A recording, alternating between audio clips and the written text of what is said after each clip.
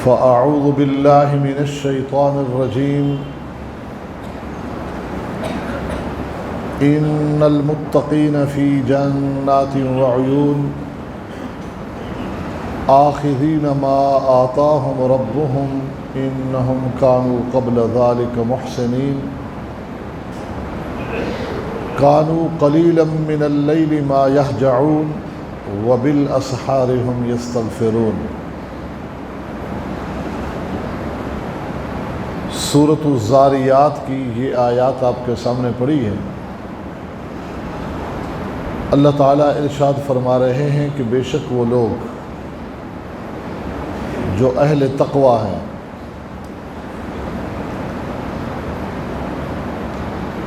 وہ اللہ کے حکم سے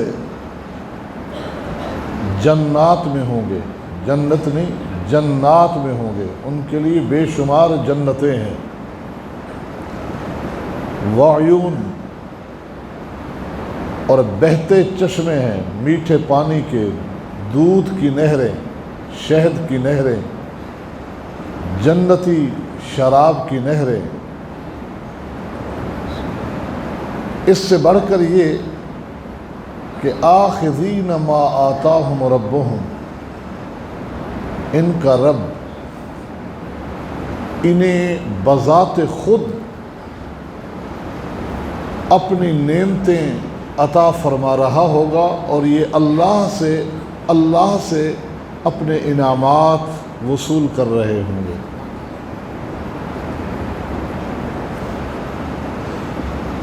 اسباب 4 بتائے۔ انہم کانوا قبل ذلک محسنین، ایک سبب یہ بتایا کہ یہ دنیا میں رہ کر ان کا شمار محسنین میں ہوا، احسان کرنے والے بن کر رہے۔ نمبر 2، کانوا قلیلا من اللیل ما یہجعون،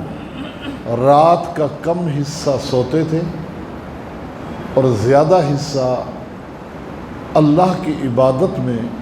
صرف کر کے جاگتے تھے۔ تیسرا سبب اور وجہ وبالاسحار ہم یستغفرون، سحری کے وقت اٹھ کر اپنے رب کے حضور اپنے گناہوں کی معافیاں مانگا کرتے تھے۔ اور چوتھا سبب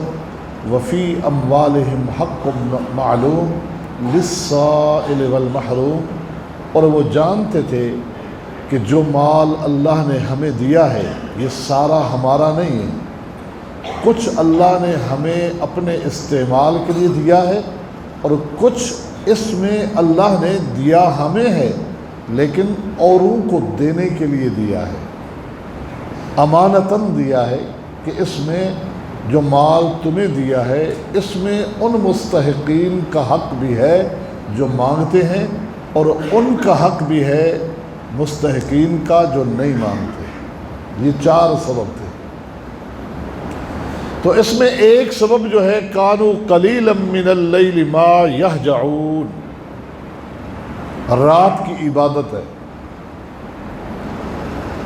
رات کی عبادت یہ اللہ رب العالمین کو بہت ہی زیادہ پسند ہے، اس لیے نبی علیہ السلام فرما رہے ہیں امت کو علیکم بقیام اللیل، رات کے قیام کو تو اپنے اوپر لازم کر لو، گو واجب نہیں ہے، فرض نہیں ہے، لیکن اس انداز شوق اور ذوق سے پڑھو کہ گویا کہ لازم ہے۔ آگے فرمایا فَإِنَّهُ دَأَبُ الصَّالِحِينَ قَبْلَكُمْ، تم سے پہلے جتنے بھی اللہ کے پیارے اور نیکوکار بندے گزرے ہیں ان کا یہ طریقہ تھا کہ وہ راتوں کو اٹھ کر قیام کیا کرتے تھے۔ وَهُوَ قُرْبَةٌ إِلَىٰ رَبِّكُمْ، اور یہ رات کا جو قیام ہے تمہارے رب کی قربت اور نزدیکی حاصل کرنے کا ایک بہترین سبب اور ذریعہ ہے۔ وَمُكَفِّرٌ لِلسَّيِّئَاتِ،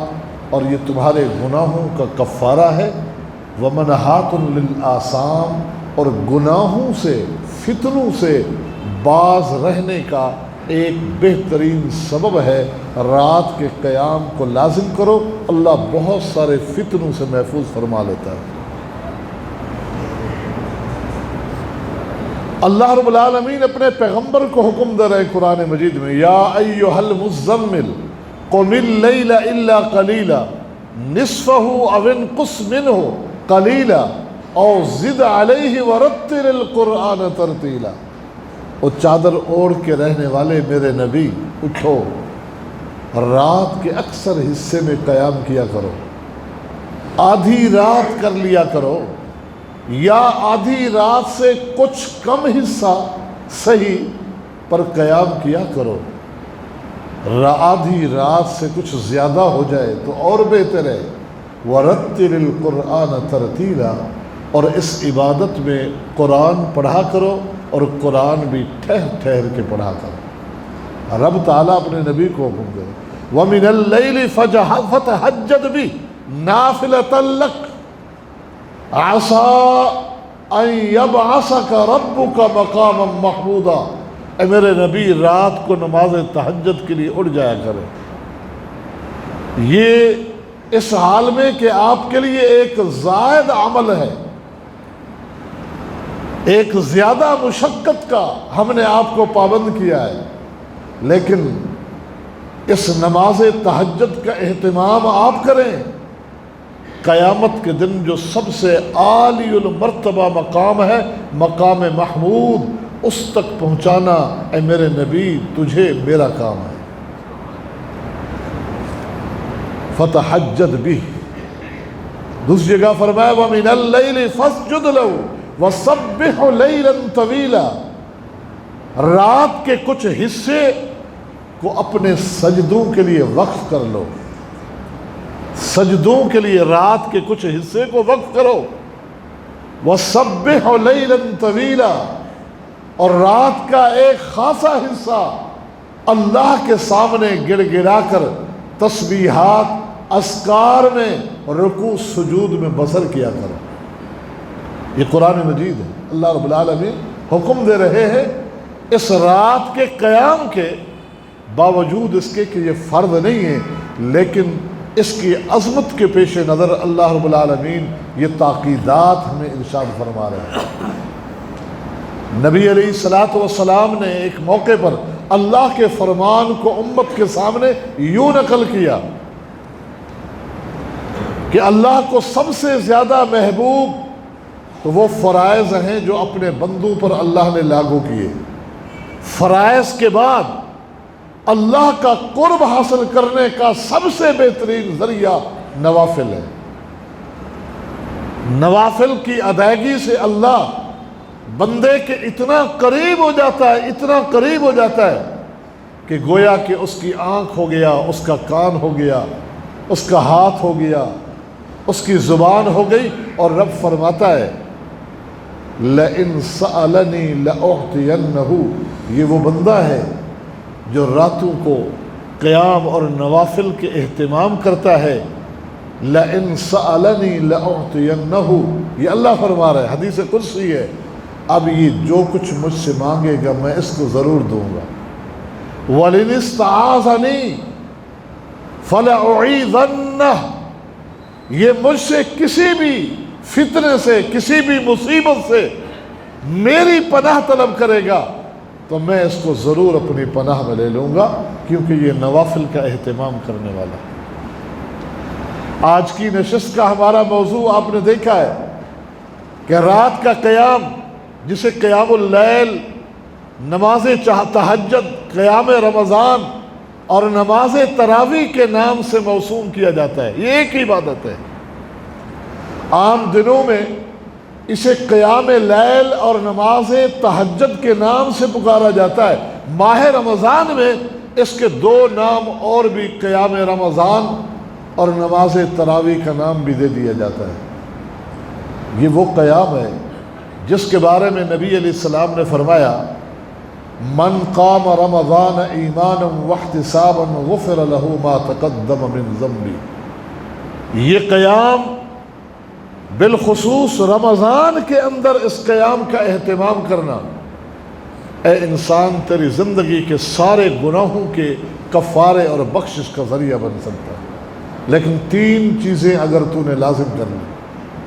3 چیزوں کو مشروط کیا گناہوں کی بخشش کے ساتھ۔ نمبر 1، من قام رمضان، جس نے رمضان کا قیام کیا، 1 عشرے کا نہیں، 3 دن کا نہیں، 5 روزہ یا 6 روزہ تراویح پڑھ کے خیر باد نہیں کہہ دیا، 10 روزہ قیام کا بندوبست کر کے کہ میں نے قرآن سن لیا مکمل تو بس۔ قرآن مجید مکمل سننا لازمی قرار نہیں دیا، بلکہ کہا من قام رمضان، پورے رمضان کا قیام جس شخص نے کیا۔ تو اس فضیلت کو پانے کے لیے پورے رمضان کا قیام کرنا ہوگا، پورے رمضان کا قیام۔ آپ قرآن مجید کی تکمیل 10 دن میں اگر کسی قیام کی شکل میں پڑھتے یا سنتے ہیں ٹھیک ہے، لیکن قیام کو ترک نہیں کرنا۔ اس فضیلت کو پانے کے لیے من قام رمضان، پورے مہینے کا قیام ہوگا۔ دوسری چیز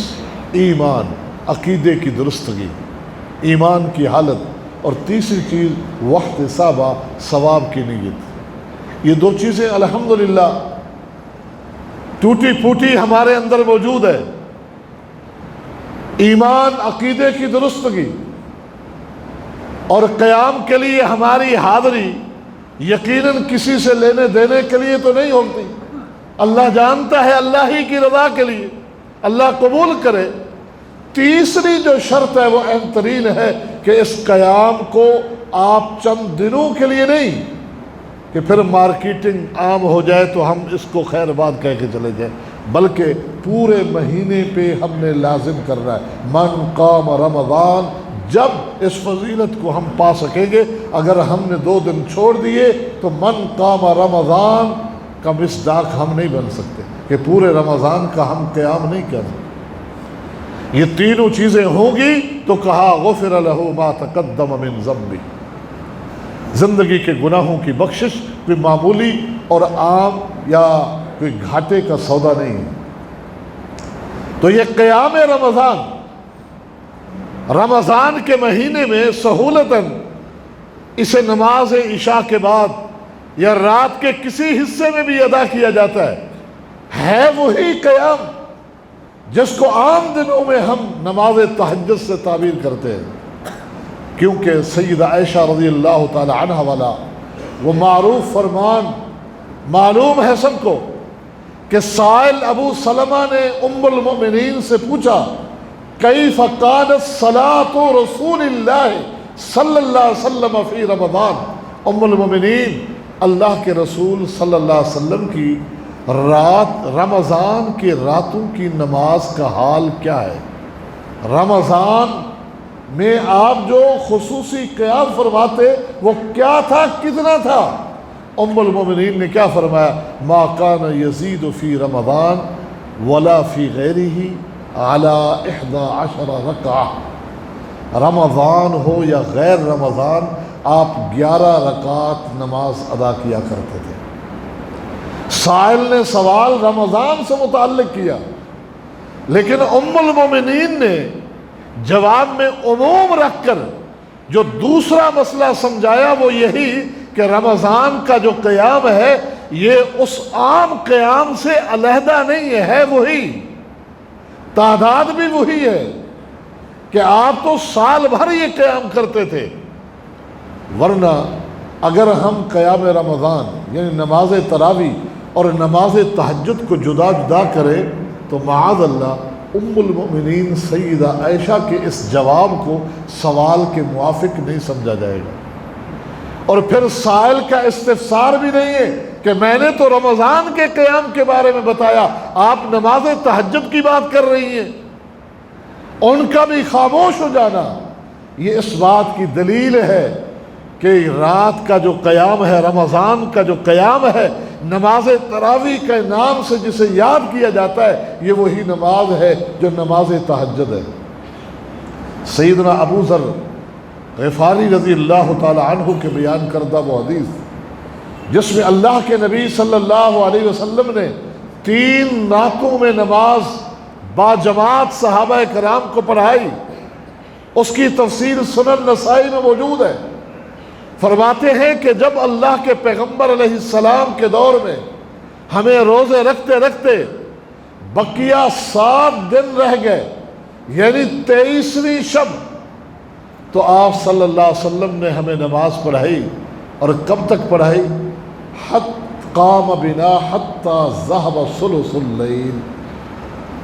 1/3 رات کی ختم ہو گئی، نماز پڑھائی آپ نے، پھر اگلی رات چھوڑ دی، اور پھر جب 5 راتیں باقی رہی یعنی 25ویں شب کو اللہ کے نبی صلی اللہ علیہ وسلم نے پھر ہمیں یہی نماز پڑھائی۔ کتنی لمبی نماز پڑھائی؟ فرمایا قام بنا حتی ذہب شطر اللیل، اتنا لمبا قیام کیا کہ آدھی رات ختم ہو گئی، آدھی رات ختم ہوئی، آپ نے نماز مکمل کی تو صحابہ کرام نے کیا اپنی ٹانگیں پکڑ کے دبانا شروع کر دیا کہ اللہ کے نبی آپ نے آج بہت لمبی نماز پڑھائی، بلکہ فرماتے ہیں قلنا یا رسول اللہ لو نفلتنا بقیت لیلتنا هذه، اے اللہ کے پیغمبر، ہم کہنے لگے، گزارش کرنے لگے، اے اللہ کے رسول صلی اللہ علیہ وسلم، رات کا جتنا حصہ باقی ہے یہ بھی ہمیں آپ نماز پڑھا لیں۔ بقیہ رات بھی اتنا لطف آ رہا ہے اس قیام میں، رمضان کا مہینہ ہو اور رات کا قیام ہو، قرآن کی تلاوت ہو، اور تلاوت کرنے والے محمد الرسول اللہ صلی اللہ علیہ وسلم، سبحان اللہ، کتنا لطف ہوگا۔ عرض کرتے ہیں لو نفلتنا بقیت لیلتنا هذه، اے اللہ کے رسول بقیہ حصہ بھی ہمیں پڑھا دیں۔ آپ نے فرمایا جو شخص یہ رات کی نماز پڑھتا ہے مع الامام حتی ینصرف کتب له صلاۃ لیلۃ، فرمایا کہ جو جماعت کے ساتھ یہ رات کا قیام کرتا ہے، امام کے ساتھ قیام کرتا ہے حتی ینصرف، یہ نہیں کہ امام کے ساتھ 2 رکعت پڑھ کے چلا گیا، 4 رکعت پڑھ کے چلا گیا، بلکہ امام کے ساتھ شریک ہوتا ہے حتی ینصرف، جب امام بس کرتا ہے تو یہ بھی بس کر لیتا ہے، جب امام سلام پھیر لیتا ہے تو یہ بھی سلام پھیر لیتا ہے، تو کیا ہوتا ہے؟ اللہ فرشتوں کو حکم دیتا ہے کہ بقیہ رات جس میں یہ سو جائے یا کسی اور ذکر میں لگے، بقیہ رات کا جتنا بھی حصہ ہے وہ پوری رات بھی قیام کا ثواب لکھ دو اس کو۔ تو تم نے جماعت کے ساتھ امام کے ساتھ پڑھی تو گویا کہ ساری رات کے قیام کا اجر تمہیں مل گیا۔ صحابی فرماتے ہیں پھر اگلی رات آپ نہیں آئے، اس سے اگلی رات کہ جب بقیہ 3 راتیں رمضان کی باقی تھیں یعنی 27ویں شب، آپ جب تشریف لائے تو آپ نے دعا اہلہ و نساءہ، اپنے اہل و عیال کو بھی بلا رکھا تھا، امہات المؤمنین کو بھی بلا لیا کہ آج رات کے قیام میں تم نے بھی شریک ہونا ہے۔ اور پھر اللہ کے نبی صلی اللہ علیہ وسلم نے اس رات جو قیام شروع کیا، کتنا لمبا قیام کیا، حتی تخوفنا الفلاح، یہاں تک کہ ہمیں یہ اندیشہ ہوا، یہ خوف ہونے لگا کہ شاید سحری کا وقت بھی ختم ہو جائے۔ اتنا لمبا قیام آپ علیہ السلام نے کیا اس رات کہ ہمیں یہ ڈر ہونے لگا کہ کہیں سحری کا وقت بھی ملتا ہے یا نہیں ملتا، صبح صادق نہ ہو جائے۔ اتنا لمبا قیام اللہ کے نبی صلی اللہ علیہ وسلم نے کیا۔ تو اب دیکھیے، ایک تو اس حدیث میں جہاں کئی ایک اور مسائل ہیں، وہاں قیام اللیل، قیام رمضان جماعت کے ساتھ ادا کرنا، اس کی فضیلت بھی آپ نے بیان کر دی، آپ نے آئندہ کے لیے جماعت کو جو ترک کیا اس کی علت بھی بتا دی کہ خشیت ان یکتب علیکم، میں نے اس لیے چھوڑا ہے اس جماعت والے انداز کو کہ کہیں فرض نہ کر دیا جائے، لیکن حدیث کے اس ٹکڑے میں جماعت کے ساتھ قیام کو ادا کرنے کی فضیلت آپ نے بتا دی کہ ساری رات کے قیام کا اجر ملتا ہے۔ اور پھر رات کے مختلف اوقات میں آپ نے یہ نماز پڑھا کے امت کو بتائی کہ رات یہ پوری کی پوری رات ہے، کسی وقت بھی قیام کیا جا سکتا ہے۔ اور تیسری چیز کہ ان تینوں راتوں میں اللہ کے پیغمبر کا اور کوئی قیام کرنا ثابت نہیں ہے، اور بالخصوص یہ تیسری رات کہ اس میں تو پھر عقلاً ہے بھی محال کہ جب سحری کا وقت بھی بمشکل ملے آپ پھر نماز تہجد کب ادا کریں گے؟ اس وقت کہ اگر نماز تہجد علیحدہ سے کوئی نماز ہے تو وہ یہی نماز ہے،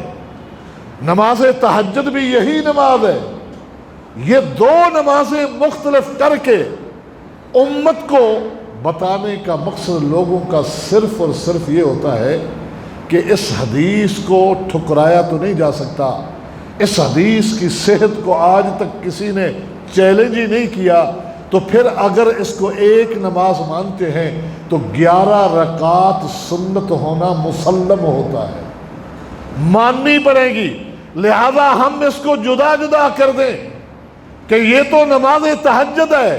تاکہ 11 رکعات والی دلیل کو ہم اپنے سے دور کر سکیں اور اس سے جان چھڑا سکیں، اگرچہ جان پھر بھی نہیں چھڑائی جا سکتی، اس لیے کہ ان 3 راتوں میں بھی جو اللہ کے نبی نے نماز پڑھائی، دوسری روایات میں اس کی تعداد بھی یہی منقول ہے کہ تعداد وہاں بھی اللہ کے پیغمبر کی یہی رہی ہے، اور اس سے زیادہ اللہ کے نبی صلی اللہ علیہ وسلم سے کسی بھی صحیح حدیث سے یہ نہیں ملتا کہ آپ نے 20 رکعت نماز ادا کی ہو۔ نوافل کے طور پر بعد میں صحابہ و تابعین کے ادوار میں 20 بھی پڑھی گئی تو 30 بھی پڑھی گئی، 40 بھی پڑھی گئی، 48 بھی پڑھی گئی، وہ نوافل ہے، لیکن سنت کہہ کر جو پڑھی گئی وہ یہی رکعت ہیں کہ زیادہ سے زیادہ اللہ کے پیغمبر سے 13 رکعت ثابت ہے، 13 رکعت ثابت ہے۔ حرمین، حرم مکی اور حرم مدنی کے ہمیشہ حوالہ دیا جاتا کہ اگر 20 رکعت غلط ہیں تو حرم مکی میں ایسا کیوں ہوتا ہے، حرم مدنی میں ایسا کیوں ہوتا ہے؟ ہم تو وہی لیتے ہیں جو حرم مکی میں ہے، حرم مدنی میں ہے۔ اب کرونا ایک وبا، ایک ابتلا، ایک بلا، مصیبت اپنی جگہ،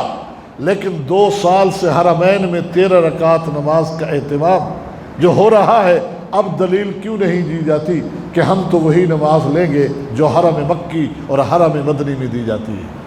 تو بہرحال یہ وہی نماز ہے اور بڑی ہی فضیلت والی نماز ہے۔ اس نماز کے بارے میں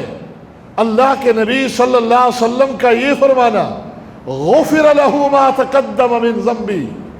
یہ بہت بڑی فضیلت کی طرف اشارہ ہے، اور آپ کا یہ فرمان بڑا معروف ہے کہ ایک دن صحابہ کرام کو آپ نے فرمایا، ان فی الجنت غرفا یرا ظاہرها من باطنها وباطنها من ظاہرها، اللہ نے جنت میں کچھ ایسے محلات بنائے ہیں اتنے ہی خوبصورت، اتنے عمدہ اور نفیس کہ باہر کھڑے ہو کر اندر کا منظر دیکھا جا سکتا ہے، اندر کھڑے ہو کر بیرونی منظر دیکھا جا سکتا ہے۔ اے اللہ کے نبی، یہ اللہ نے کن لوگوں کے لیے تیار کیے ہیں؟ فرمایا اعدہ اللہ تعالی لمن اطعم الطعام، اللہ نے یہ محلات ان کے لیے تیار کیے ہیں جو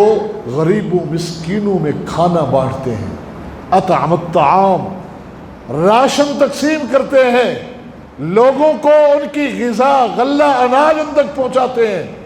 دوسری چیز یہ کن کے لیے ہے؟ وَأَلَانَ الْكَلَامِ، جن کی گفتگو، جن کے کلام کا رویہ بڑا مہربانہ ہوتا ہے، ان کی زبان بڑی شفیقانہ ہوتی ہے، مشفقانہ انداز سے گفتگو، زبان پھاڑ پھاڑ کر جملے نہیں کستے بلکہ بڑی عمدہ گفتگو کرتے ہیں، احسن انداز سے، محبت والے انداز سے لوگوں سے گفتگو کرتے ہیں۔ اور یہ کن کے لیے تیار کیے گئے ہیں؟ فرمایا یہ ان کے لیے کہ من تابع الصیام، جو مسلسل روزے رکھتا ہے، وافش السلام، اس کی ایک خوبی یہ ہے کہ سلام کو عام کرتا ہے ہر مسلمان کے لیے۔ سلام، السلام علیکم ورحمۃ اللہ وبرکاتہ، قطع رحمیاں نہیں کرتا، قطع تعلقات نہیں رہتا، بلکہ سلام کو عام کرتا ہے۔ اور وَصَلَّى بِاللَّيْلِ وَالنَّاسُ نِيَامٌ، اور ایک خوبی یہ ہے کہ رات کو جب لوگ سو رہے ہوتے ہیں اس وقت یہ نماز کا اہتمام کرتا ہے۔ رات کی نماز جو ہے یہ بھی انسان کو مستحق بناتی ہے ان محلات کی جو محلات اللہ نے جنت میں تیار کر رکھے ہیں۔ اللہ کے پیغمبر کا مدینہ میں پہلا خطاب جس کو عبداللہ ابن سلام نے سن کر بیان کیا، اس میں بھی یہی تھا، افشوا السلام واطعموا الطعام وصلوا باللیل والناس نیام وصلوا الارحام تدخلوا الجنة بسلام۔ لوگوں سلام کو عام کرو، کھانا کھلاؤ غریبوں کو، رات کو جب لوگ سوتے ہیں قیام کیا کرو، اس وقت صلہ رحمی کیا کرو، بڑی سلامتی کے ساتھ جنت میں داخل ہو جاؤ گے۔ اللہ رب العالمین ہمیں ان تمام فضائل کا مصداق بنائے اور ہمیں توفیق دے کہ اس ماہ مقدس کی تمام برکات کو، وہ رات کو قیام کی شکل میں ہے، دن میں صیام کی شکل میں ہے، تلاوت قرآن کی شکل میں ہے، صدقات و خیرات کی شکل میں ہے، اللہ ان ساری برکات کو، سارے فضائل کو، ساری سعادتوں کو اللہ ہمیں سمیٹنے کی توفیق عطا فرمائے۔ وآخر دعوانا ان الحمد للہ رب العالمین۔